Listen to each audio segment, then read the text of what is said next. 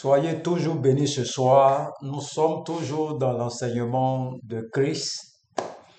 C'est Christ même qui a permis que je puisse avoir toute cette connaissance, que je sois un canal qu'il utilise pour véhiculer sa connaissance, pour véhiculer son message, pour que tous les membres du corps de Christ sachent ce que Jésus a fait pour eux, que c'est la pure vérité. Le diable essaie de nous faire croire que Jésus-Christ a payé le prix, mais il nous a abandonnés. Ce n'est pas la vérité. Jésus-Christ a payé le prix pour nous tous et nous sommes libérés. Donc ma mission, c'est d'amener le chrétien à être libre par la connaissance de sa parole. Donc nous sommes en train de travailler cette nuit encore. Vous voyez que je suis encore debout. Je ne dors pas. Je suis au travail, mais comme je n'ai pas de malade, je suis là en train de prêcher seulement. Donc nous allons prendre un passage. Jean 10, verset 10, il dit, le voleur ne vient que pour dérober, égorger, détruire. Moi, je suis venu afin que les brebis aient la vie et qu'elles soient dans l'abondance. Le voleur ne vient que pour dérober, égorger, détruire. Moi, je viens afin que les brebis aient la vie. Donc, il faut savoir si tu es une brebis de Jésus-Christ. La résurrection fait de toi une brebis de Jésus-Christ. Et quand tu sais que tu es une brebis, Jésus te donne la vie. Et la vie en abondante. Il te donne la vie et la vie en abondante. Donc, la question que tu dois te poser, est-ce que tu es une brebis de Jésus-Christ? Est-ce que tu te reconnais comme une brebis? Le Seigneur t'a sauvé, la résurrection, et maintenant tu es dans son troupeau, tu es une brebis. Donc, est-ce que tu es une brebis de Jésus-Christ? Est-ce que tu as vu une brebis se promène comme ça? Il y a un berger qui est là qui te conduit. Et il t'envoie vers les verts pâturages, là où il y a de la nourriture. Jésus-Christ est le berger. Toi, tu es la brebis. Est-ce que tu es une brebis? C'est la question que tu dois te poser. Le berger et la brebis. La résurrection te donne la vie. Jésus est ressuscité à la croix là. Ça apporte aux chrétiens là, la vie. Et la vie en abondante. Ça te donne la vie. Et la vie en abondante. Donc, il faut croire, ce sont les fondements de la vie chrétienne. Si tout le monde acceptait ces paroles, il n'y allait pas avoir de malades dans les églises. Il n'y allait pas avoir de malades. Le malade, c'est parce que la mort est rentrée en toi. Mais quand tu acceptes Jésus-Christ, tu deviens sa brebis. Et tu es conduit par son esprit. Et maintenant, il te donne la vie. Le Saint-Esprit qui en toi donne la vie.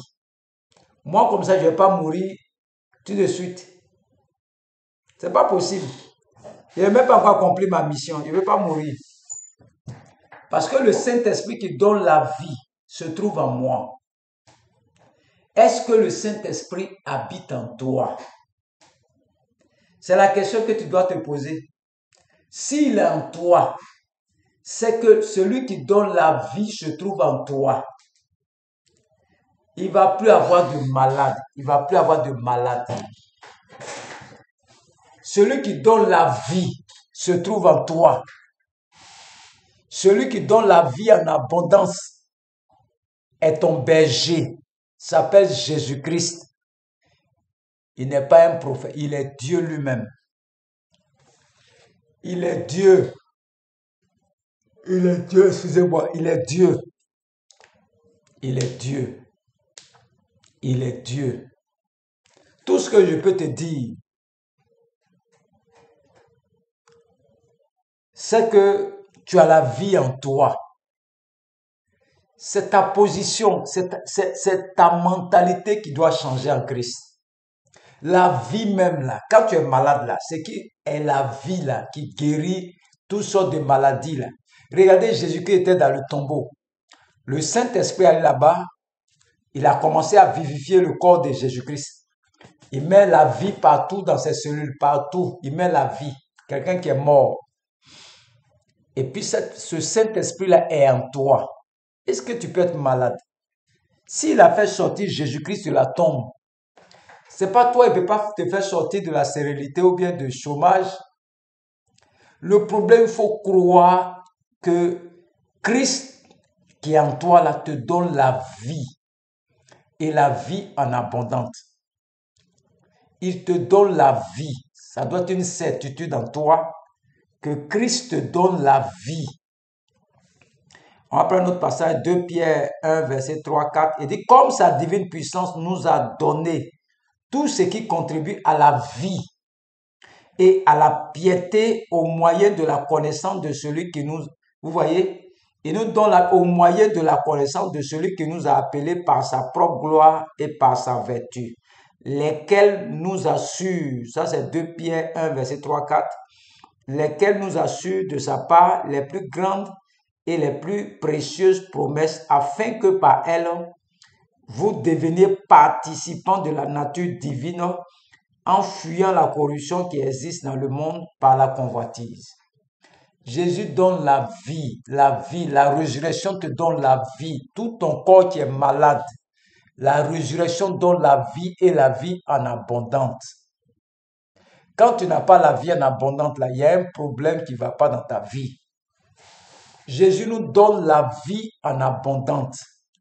Ceux même qui souffrent là, donc des chrétiens qui n'ont pas encore accepté cette vérité, il donne la vie en abondance. C'est-à-dire, si tu travailles dans un coin que tu as 10 000 francs, Jésus te donne la vie avec ces 10 000 francs-là. Il te donne la vie et puis tu es heureux en abondance. Quand on te voit, on dirait que tu n'as pas 10 000 francs par mois. On dirait que tu as 2 millions chaque mois. C'est la vie en abondance qu'il te donne. Les gens sont dehors, ils t'envient à être 10 000 francs. Il opère le miracle dans ta vie tous les jours. Il opère le miracle tous les jours, il opère le miracle. Je veux te dire ce soir que la vie se trouve en toi. La vie se trouve en toi. La vie qu'on appelle Jésus-Christ se trouve en toi. Il te donne la vie. C'est à cause de ça que tu vis toujours là. Parce que Jésus-Christ donne la vie à tous tes membres. Jésus-Christ est en toi. Il te donne la vie. Il te donne la vie. Il te donne la vie. Il te donne la vie. La vie en abondance.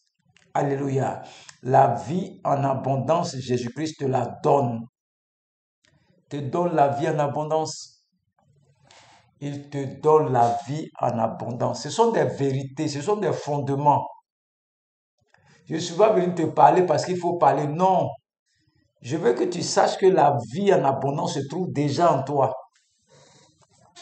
La vie se trouve en toi. La vie se trouve en toi. La vie en abondance se trouve en toi. Tu dois régner sur la terre. Tu dois vivre. Tu dois vivre abondamment. Des gens qui vont faire marcher des 2000. Quand ils viennent manger, ils ne vivent pas. Marcher de 1500, 1000 francs. Ils sont chrétiens. La vie se trouve en toi. Tant que tu n'acceptes pas ces choses, tu vas manger de 1000 francs seulement.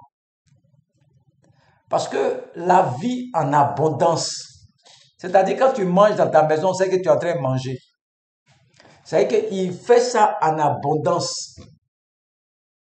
Regarde ce que tu manges dans ta maison. Regarde ton argent.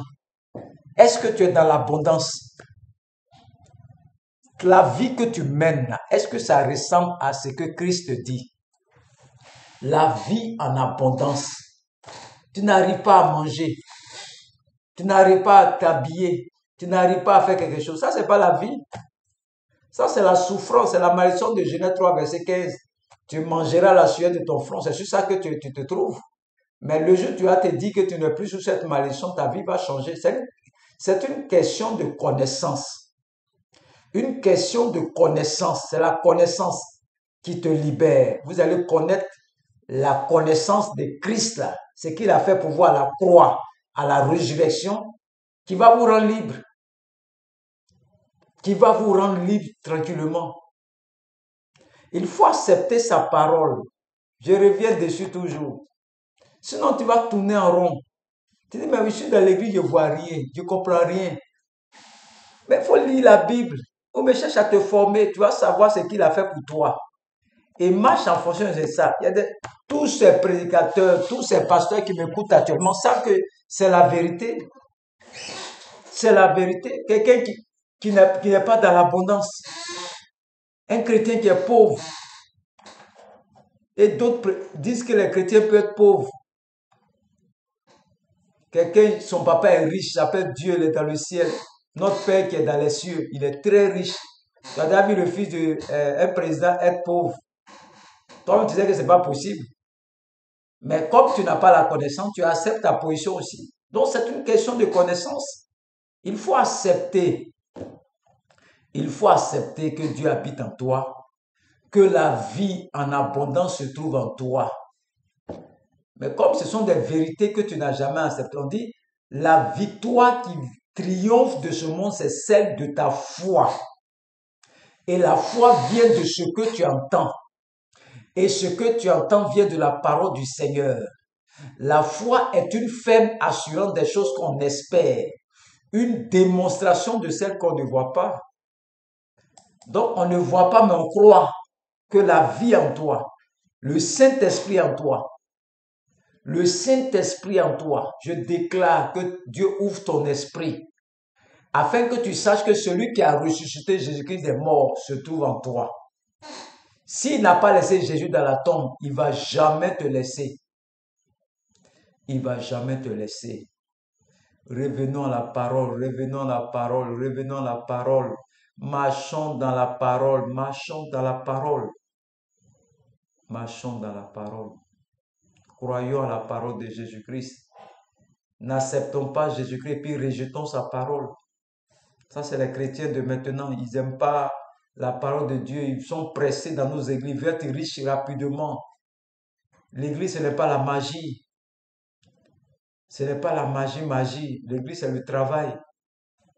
L'église, c'est le travail, c'est le travail, c'est le travail, c'est le travail. Je veux dire à quelqu'un que la vie abondante se trouve en toi. Le Saint-Esprit est en toi. C'est lui qui donne cette vie en abondance. Il habite en toi. Crois seulement. On ne t'a pas dit de sentir, de croire que le Saint-Esprit habite en toi. Le Saint-Esprit en toi.